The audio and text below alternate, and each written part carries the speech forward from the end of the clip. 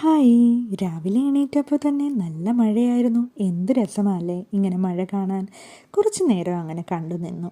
എൻ്റെ ദിവസം തുടങ്ങുന്നത് തന്നെ ദാ നോക്കി ഈ കട്ടൻ ചായയിൽ നിന്നാണ്. ഇത് കുടിക്കുമ്പോൾ കിട്ടുന്ന ഒരു ഉന്മേഷം ഉണ്ടല്ലോ, അത് വേറെ തന്നെയാണ്. അതിനുശേഷം മാത്രമേ എൻ്റെ എല്ലാ പരിപാടികളും സ്റ്റാർട്ട് ചെയ്യാറുള്ളൂ.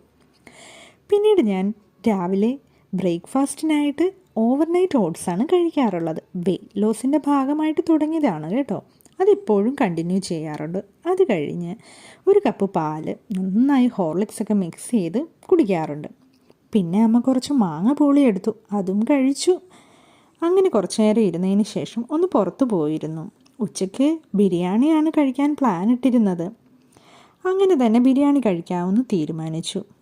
എത്ര വിശപ്പുണ്ടെങ്കിലും മുഴുവനൊന്നും കഴിക്കാൻ എനിക്ക് പറ്റാറില്ല കേട്ടോ. ഒരു ഹാഫ് പോർഷൻ കഴിക്കുമ്പോൾ തന്നെ എൻ്റെ വയറ് ഫുള്ളാകും.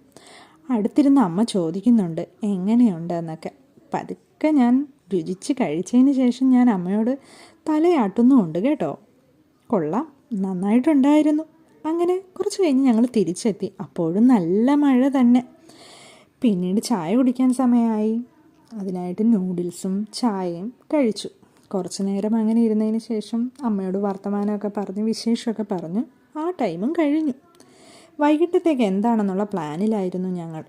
അപ്പോൾ ഓർത്തു വൻപയർ മെഴുക്ക് വരട്ടി കഴിക്കാമെന്ന്. അങ്ങനെ വൻപയർ മെഴുക്ക് വരട്ടിയും രസവും പപ്പടവും മാങ്ങ പുളിശ്ശേരി. മാങ്ങ നിറയെ ഉള്ളത് കൊണ്ട് എന്ത് കറി വേണമെങ്കിലും വെക്കാൻ മാങ്ങ ഇവിടെ സ്ഥിരം ഉണ്ടാകാറുണ്ട്. മാങ്ങാ സീസൺ അല്ലേ. രുചിച്ച് അങ്ങനെ അതും കഴിച്ചു. അപ്പോൾ ഇന്ന് ഇത്രയേ ഉള്ളൂ. വേറൊരു വീഡിയോയുമായി കാണും വരെ ടാറ്റാ.